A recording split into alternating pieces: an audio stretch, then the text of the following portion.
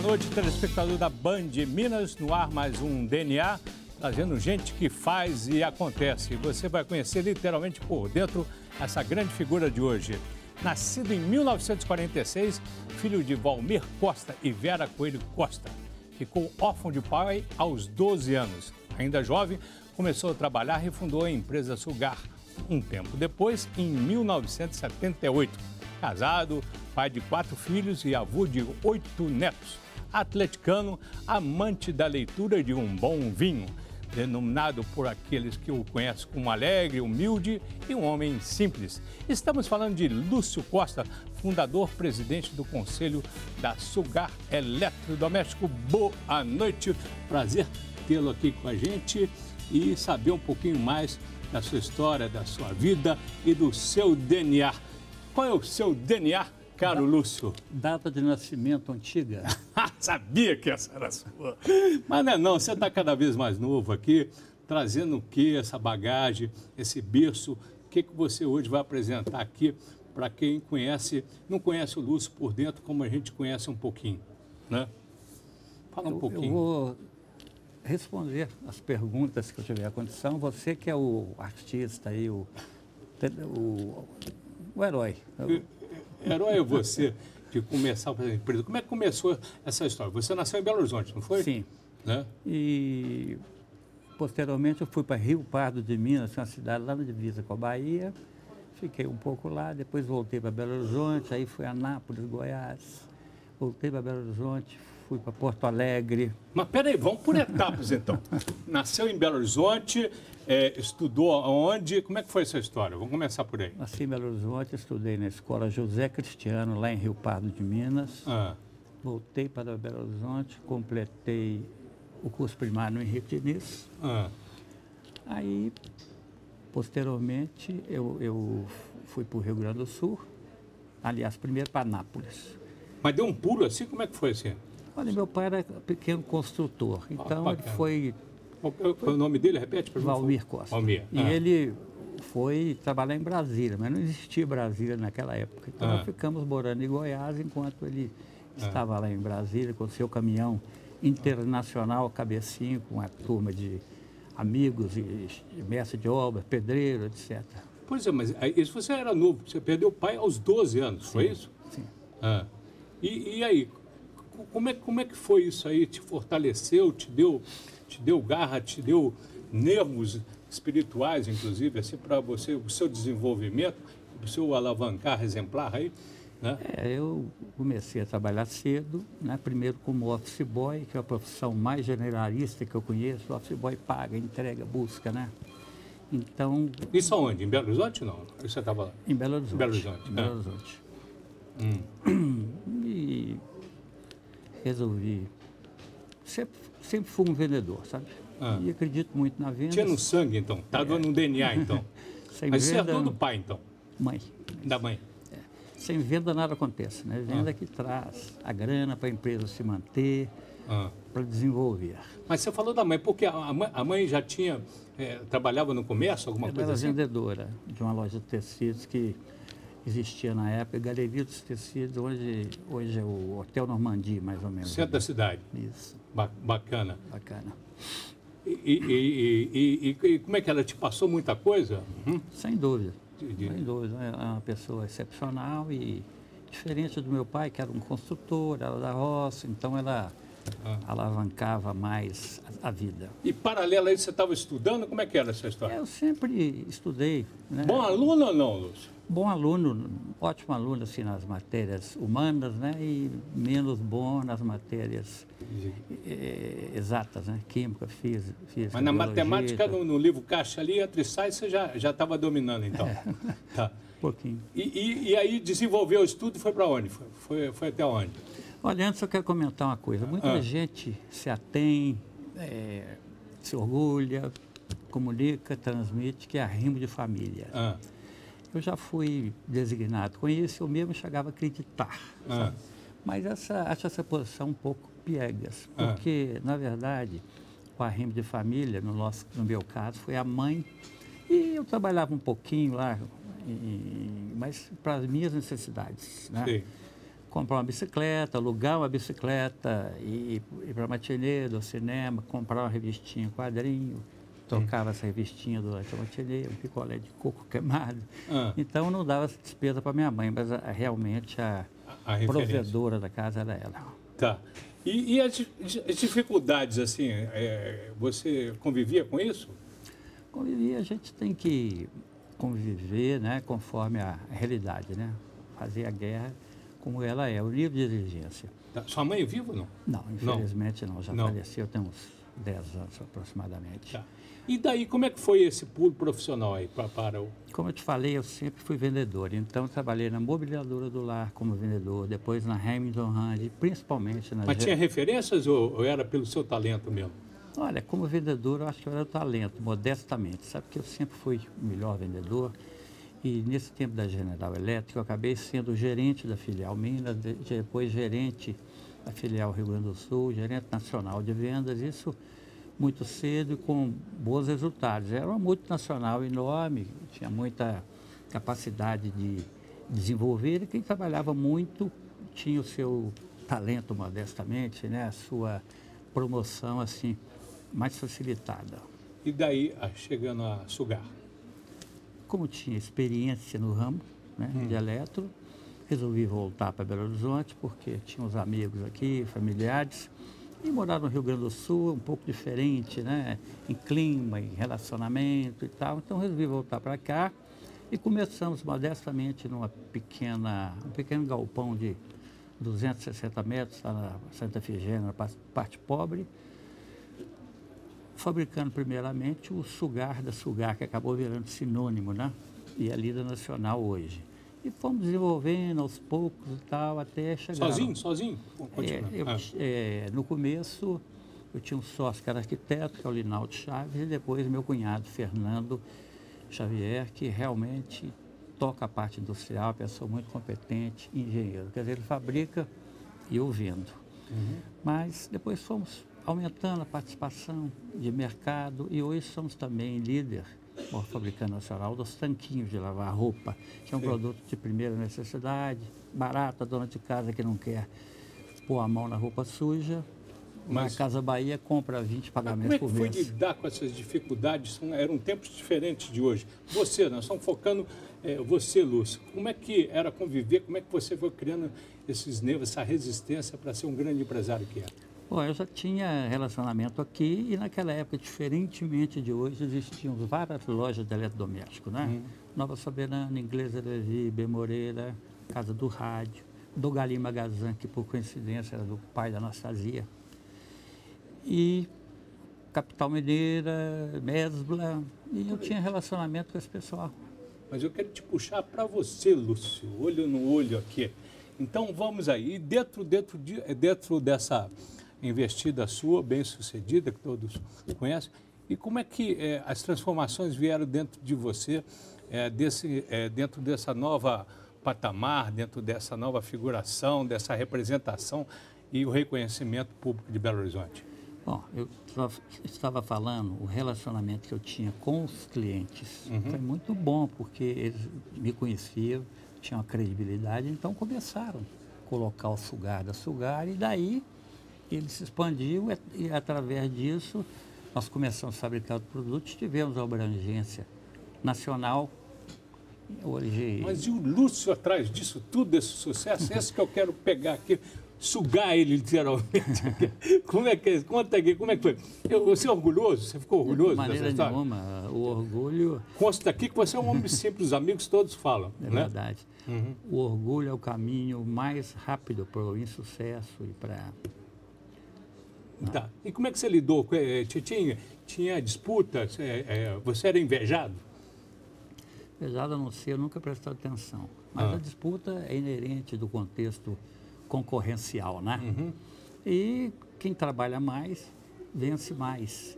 Outra coisa interessante, no trabalho, a pessoa tem que respeitar o capital de giro, não adianta ser sócio rico de firma pobre, né? E tem que trabalhar muito. O empresário não tem tempo, hora para entrar, para sair, ele tem que se adaptar às variáveis circunstâncias. Você imagina o que aconteceu nesses mais de 30 anos em termos de economia, de mercado, né? Então foi uma coisa... E você sempre foi bom navegador em águas turbulentas, você sempre navegou com essa tranquilidade, parece zen, assim, meio... Você está parecendo até um grande filósofo, você lembra até uns amigos que a gente tem em comum aí, é tranquilo, assim, você medita, você reza, como é que é essa história sua, como é que você relaciona com você mesmo aqui dentro da sua espiritualidade? Eu sou católico praticante, atravesso a cidade para vir na igreja de Fátima, por causa do padre que tem lá, antes era o padre Tadeu e agora o padre Fernando, que transformou do Belvedere para lá. E acho que a pessoa que não tem fé está, de certa maneira, perdido na vida. Porque a fé é uma substância importantíssima para a pessoa fazer a sua carreira pessoal e profissional. Quem não tem fé não acredita, não vai à frente. Tá. Você diria que a diversidade, outro dia eu estava lendo um compêndio, que a diversidade que vem da vida, de maneira em geral, você perdeu o pai cedo, teve outras histórias aí também, isso vem exatamente para você criar nervos, vamos chamar de nervos espirituais, para o seu próprio desenvolvimento, para uma etapa superior ou não? Sem dúvida, a fé é fundamental. Agora, não adianta só a fé, né? O próprio Cristo diz assim, fazei da sua parte que eu te ajudarei. Se a pessoa fica omisso, não faz a parte dele, ele fica derrotado. Porque a oportunidade tem, não só Cristo, mas as oportunidades comerciais, das empresas, as circunstâncias que ocorrem isso. Então, a pessoa sempre tem que fazer a parte dele, concorda? Para fechar esse bloco, você diria então que a vida seria um laboratório de crescimento, de desenvolvimento? Constante. Do próprio ser? Constante. Né? E quem faz da parte dele realmente consegue mais do que o outro que fica omisso aí, preguiçoso ou esperando ganhar na loteria para desenvolver. Tá. Agora, para fechar mesmo, vamos chamar um intervalo antes. Quando você não está fazendo nada, o que você faz? Ou não faz nada? Consegue parar a mente ou o que você curte? Olha, quando você não está trabalhando, você é mais objetivo? Graças a Deus eu tenho um vício, digamos assim, maravilhoso, que é o hábito da leitura, que eu comecei lá em Santa Efigênia, com a revista em quadrinho, e mantém todos os dias uma média assim, de 2,5 livros por semana. Bacana. 100 livros. O livro, para fechar, fecha o quadro. O livro que você está lendo agora? Don Quixote, estou relendo. Ah, que bacana. E gosto muito de literatura, estou terminando também a literatura do Frank Sinatra. Inclusive, ele fala uma coisa interessante. E, apesar de ser da máfia, eles apoiaram muito a eleição do Kennedy. E ele disse que as coisas eram do mesmo jeito. Dinheiro, político, as mesmas maracutaias. Tramóias. Só tem que eram maracutaias estrangeiras, que não são diferentes da nossa, não. O dinheiro é o mesmo money, é o mesmo todo. Ok. Eu vou chamar o intervalo comercial, a gente volta já já com o Lúcio Costa, da Sugar, aqui no DNA.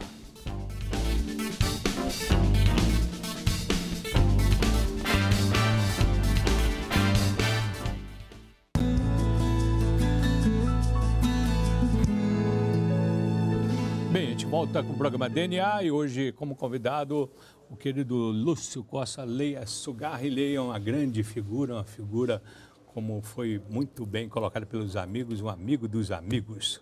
Ô Lúcio, prazer. Vamos continuar aqui. A gente terminou o último bloco e você dizia exatamente do seu prazer pela leitura e citava Don Quixote. Mas fora disso, eu sei que você tem 2 bibliotecas. Onde estão elas e o que tem nelas? Que tesouros você esconde nesse arco da velha, ou é arco do novo? Por falar em tesouro, a doação que a gente recebe mais na Sugar, na nossa biblioteca, é o Tesouro da Juventude, a Enciclopédia Britânica. Eu lembro, eu sou do tempo antigo também. Acho que o Guga acabou. Vermelho, não era a capa? Isso, exatamente. Mas na Sugar nós temos 14.374 livros. Por que eu sei isso? Porque nós temos um bibliotecário, a maior parte da doação foi do Eduardo Almeida Reis. Grande figura, salve Juiz de Fora. Comprei o acervo da livraria Van Damme, todo o saldo, e recentemente recebemos a Júnia Rabelo, toda a biblioteca que era do Dr. Sabino, que deu mais de 5.000 livros. Então nós temos 14.374. Disponibilizado para quem? Além dos funcionários, para a comunidade? Olhos d'água, né? Não é isso? Todos os funcionários, todos os seus parentes. A pessoa da comunidade pode, mas ele não leva o livro para casa. E outra coisa interessante, nós temos lá qualquer livro que o funcionário queira. Por quê? Ele procura a biblioteca e, se não tiver, nós temos uma ordem imediata da pessoa comprar o livro e inserir no contexto. Então, ele lê o livro que ele quiser. É uma coisa bacana, que eu acredito original e diferente, né? Legal, muito legal. E em casa, como é que é? Em casa devo ter... estica o outro? Como é que é? Como é que você separa, Mauro? Eu nunca somei, mas certamente passa de uns 5.000 livros, né? Eu tenho na minha casa propriamente, tenho Scarpa do Lago, tenho no Rio, então a gente vai adequando e vai realmente inserindo, né? Agora, Paulo, eu gosto de uma literatura mais densa, sabe? Mais profunda. Tipo? Por exemplo, agora eu li, o penúltimo livro foi Freud e a Cocaína. Oh, interessante. Conheço já conhece, né? Ele, na época dele, ele tentou, examinou, pesquisou a essência da cocaína no sentido de combater as várias doenças, né? E eu normalmente não gosto desses best-sellers usuais. Aí, mas ali os clássicos, um Proust, um Mallarmé, um Ezra Pound. Não tem dúvida, isso né? é constante. Faz parte da coisa. Agora, você falou em Scarpas, eu sei a sua paixão por Scarpas do Lago, aí, entre outras cidades que você aterriza aí. Scarpas foi mais do que um sonho de muita gente, mas foi seu também, mesmo porque você teve empreendimento, não é o caso, não é o foco, mas ali é um lugar que você relaxa, não? Muitos amigos, muitos. Tem 2 quadras de tênis lá na minha casa, que em Scarpas. É anormal aqui isso. Nós estamos vendo, aqui na sua casa aqui. Não, essa é na casa do Paulo Roberto Durandão. Paulo Roberto, que é o pessoal do bairro, vamos chamar assim. Esse é o pessoal de Miami, é a turma que estava em Miami ali. O Menin, Ricardo Guimarães. Só tem fera ali. Ó. O Edmundo, o Fernandinho Caetano, Anuar Donato, o Humberto da Primos. Agora, se você voltar anterior, eu quero... Voltar ao anterior a essa aqui? Ou passou para essa? Esse era o torneio Eduardo Cury. Você, inclusive, o vê no meio, embaixo ali, sentado. Nós estamos falando de que ano aí, mais ou menos? Isso deve ter uns 15 anos. A costura ali tinha 20, hoje já tem quase 50, 30. Eu tinha barba preta ainda, né? Uma turma amiga e antiga. Era tênis, essa história, né? E levava isso para Scarpa? Estava falando de Scarpa? Não, essa aí é uma turma... De Belo Horizonte? Né? Mais antiga, né? Você vê lá a Betânia, a Cristina Laje, a Lilian Furma, o empresário... Muita gente já foi ali, hein? O empresário Zé de Alencar, à esquerda lá depois das moças. Quer dizer, mas eram amigos? O Pimenta da Veiga... Pessoal do bairro, literalmente, né? E você hoje, você joga ainda? Jogo bastante, joga bem? Jogo, modestamente, porque eu jogo mais de 30 anos, né? E minha mulher joga, minhas filhas jogam. Família toda? Eu tenho quadra na minha casa, então... Falando de família, nós estamos pulando um pouco aqui, como é que é essa relação em torno do esporte, em torno do pai, em torno da relação com os filhos aí? Você tem um filho, inclusive, que trabalha com você hoje.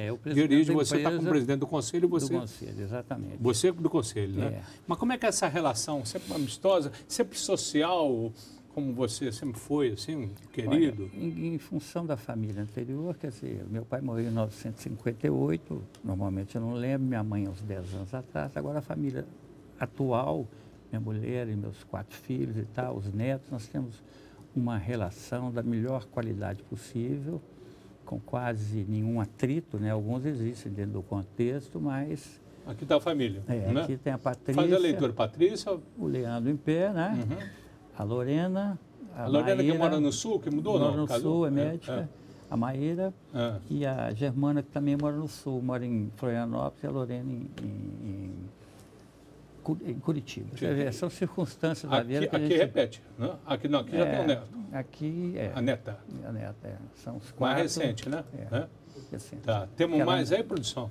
Netinha Luísa. Olha aqui na piscina. Essas são os gêmeos. As gêmeas. Quem que é? A Catarina e o Lucas são filhos da Maíra e do Rogério Gottlieb. Tá. Jalubatella. que é médico então, também. E daí o Atlético está no DNA também? Tá. O Atlético nasceu que ano? Desculpa a ignorância.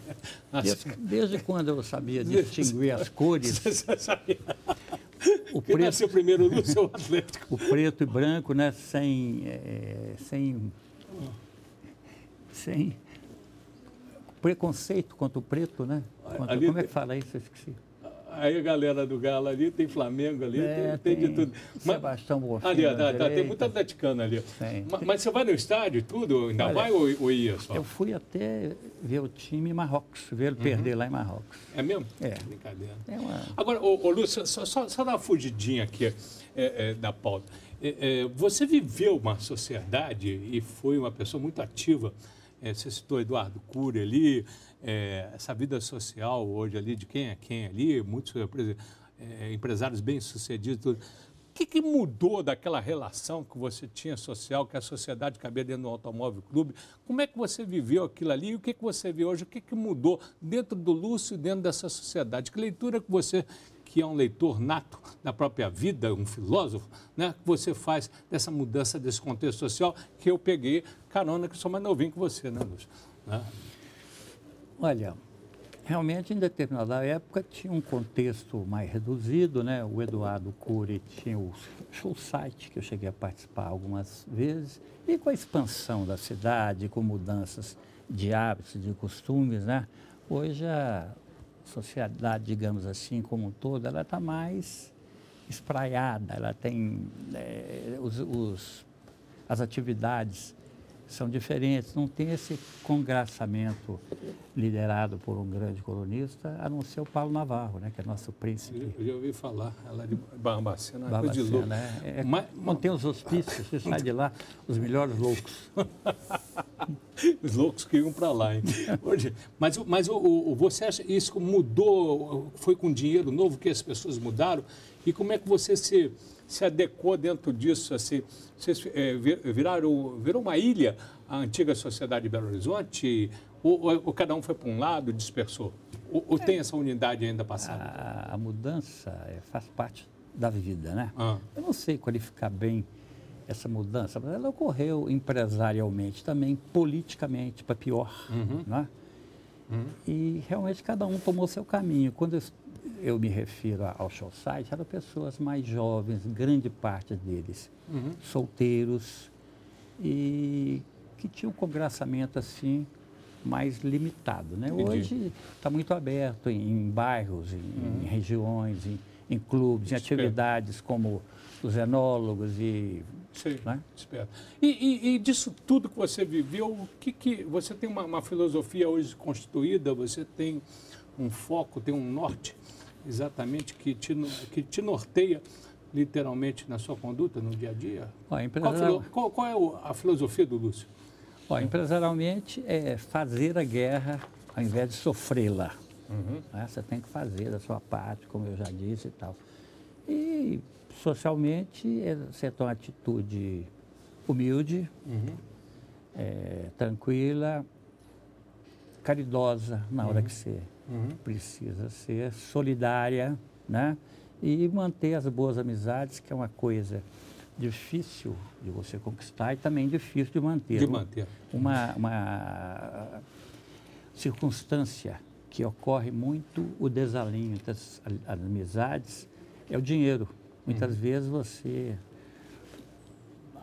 Deixa de ter amigo? Ou agita, ou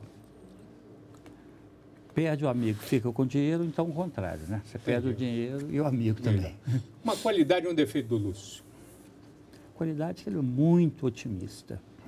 Defeito é trabalhar demais. Eu não sei se isso é defeito, mas gostaria de trabalhar um pouco menos. Mas é uma virtude trabalhar? É virtude, porque é através do trabalho que você conquista as melhores coisas da vida, uma qualidade de conforto melhor para os seus familiares, para os seus colaboradores, né, que é uma coisa que a gente leva muito a par, além dessa biblioteca na Sugar. Por exemplo, nós temos serviço médico e odontológico permanente, afora o apoio da Unimed, uma refeição das melhores possíveis, fornecida pela Sodexo, que é uma firma internacional disso, ônibus, vans na porta dos funcionários, né? Sim, deixa eu te dar uma... Isso, e fizemos também agora, com a novidade, uma fábrica na Paraíba, no município de Conde, que é na Grande João Pessoa. E ela começou experimentalmente há uns 50 dias. E está indo... Isso é uma realização, mais uma realização sua. Não tem dúvida, principalmente em torno do frete, porque é muito caro você levar a mercadoria, principalmente os tanquinhos, que é produto de alto volume e baixo preço. Entendi. Então, você estando por lá, é um grande mercado, você economiza muito preço, a mão de obra mais barata, que não é levada em conta, benefícios fiscais, e o porto de Suape, que facilita muito, diferentemente do Rio São Paulo, que é muito ruim. Vamos rodar aqui, que tem muita coisa. Decepção. Não tem uma específica em termos pessoais, não, mas a quantidade de impostos vigente no país era altamente desanimadora, faz quebrar muitas empresas. Inclusive, eu vou fazer um comentário pequeno que nunca eu vi. Por exemplo, se é concorrente, uma empresa não está pagando os impostos, a outra está, e como os impostos somam mais de 50%, ele se torna um concorrente absolutamente desleal, impossível de ser enfrentado. Enfim. O que falta alcançar, Lúcio? A crise nossa também, principalmente, eu acho, do ponto de vista política, né? Política que engloba a social, né? Engloba na própria política a sucessão. Muita gente, você sabe, que não tem coragem, não quer ser político, né? E o sonho do Lúcio? É continuar saudável, proporcionando bons empregos, boas oportunidades da pessoa desenvolver junto com a gente, ver a minha família desenvolver, crescer intelectual e empresarialmente, né? Em termos globais, o país tomar uma posição que ele merece. Aqui, você trabalhou muito, ganhou muito. Com o que você gasta esse dinheiro? Te dá prazer em gastar? Olha, durante algum tempo eu preparei a minha aposentadoria, digamos assim, né? Fazendo principalmente galpões para alugar. O galpão ninguém percebeu não, mas é um imóvel fácil de fazer, né? O piso é o próprio piso, não tem telhado, que é o próprio telhado, as laterais são de tijolos, sem revestimento, e galpão grande, inquilino grande. Inquilino grande não tem problema. Galpão pequeno, inquilino pequeno, que pode ter dificuldade de pagar o aluguel. Infelizmente, tem pouca. Última pergunta aqui. Quem que é Lúcio Costa no espelho?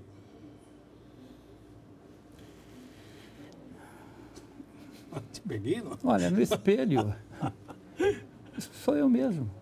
O espelho reflete a realidade. Você pode enganar todo mundo, menos o espelho, né? E aí? Aí você tem que conviver com o espelho e não tentar mudá-lo, fazendo mechas no cabelo, igual alguns amigos fazem e tal, se enfeitando muito. Um homem de consciência tranquila, sem trevas na cabeça. Sem trevas na cabeça. Nenhuma treva. E com a consciência leve também, né? Consciência leve que nos leve a algum lugar. Tá certo, querido. Foi um prazer, muito obrigado aqui por estar aqui presente, agregando conteúdo, né? Tudo de bom para você. Você não vai me perguntar o que eu escreveria na minha lápide, igual você perguntou, Olavo, não? Em um minuto, em um segundo. Aqui jazz, bolero, sambas e rock and roll. Salve, Lúcio! Esse é o Lúcio da Sugar. Muito obrigado, obrigado a você, telespectador. E até o próximo programa no sábado, 18h50. Até lá.